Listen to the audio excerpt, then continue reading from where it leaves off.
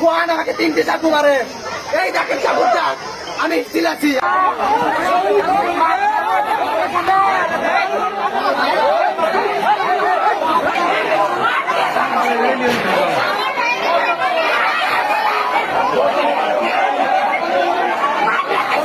ওনারা আমাদের পুলিশ প্রশাসন সাধারণপুরে এতটা জঘন্যতম।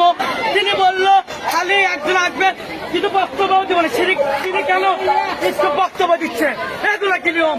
শিক্ষা প্রতিষ্ঠানের ভিতরে অবৈধ লোক, অবৈধ মানুষ সবাই আছে, বিশৃঙ্খলা করছে, আমাদের গায়ে আঘাত করছে।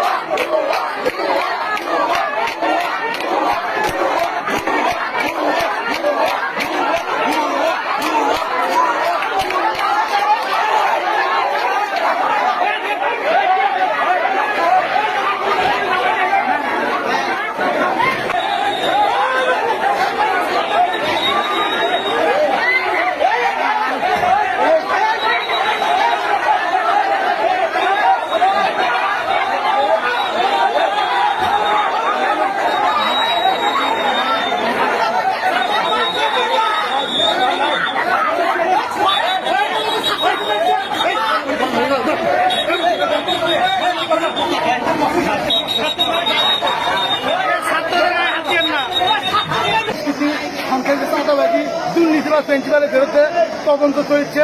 ভারপ্রাপ্ত দায়িত্ব সরে দিল।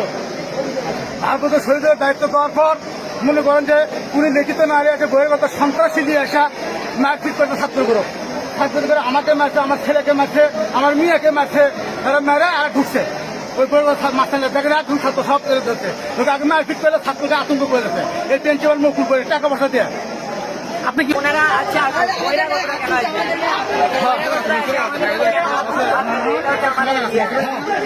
মালিক মানি না মানবো না,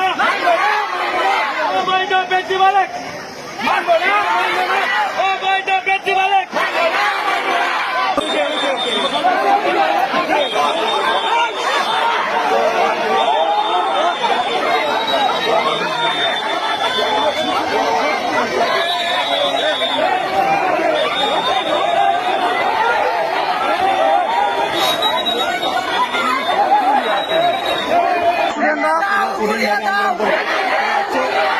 সম্মানিত ছাত্রছাত্রী ভাই বোনেরা, আজ গোয়াইল স্কুলে 100র অধিক দুর্নীতি, এই দুর্নীতিকে প্রশ্রয় দিচ্ছে সাভারপুর উপজেলা প্রশাসন।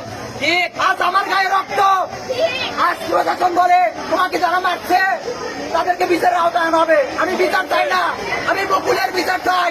সে যে যতগুলো দুর্নীতি করছে সে দুর্নীতির গুলো বিচার চাই। ছাত্রদের অভিযোগ প্রিন্সিপাল বহিরাগত সন্ত্রাসীদের নিয়ে ছাত্রদের যতগুলো অন্যায় করছে তার বিচার চাই আমি। শরীরাঘাত করা হয়েছে, তারা অনেক ছাত্র আহত হয়েছে, তাদের দাবি ভেঙে পড়িনি। আমার দাবি একটাই, মুকুলের তোমাকে সোহান আমাকে 3টে চাকু মারে। এই দেখেন চাকুটা আমি স্টিল আছি, আমি জানি স্কুলে না ঢুকতে পারে। দাবি প্রিন্সিপালের পদত্যাগ।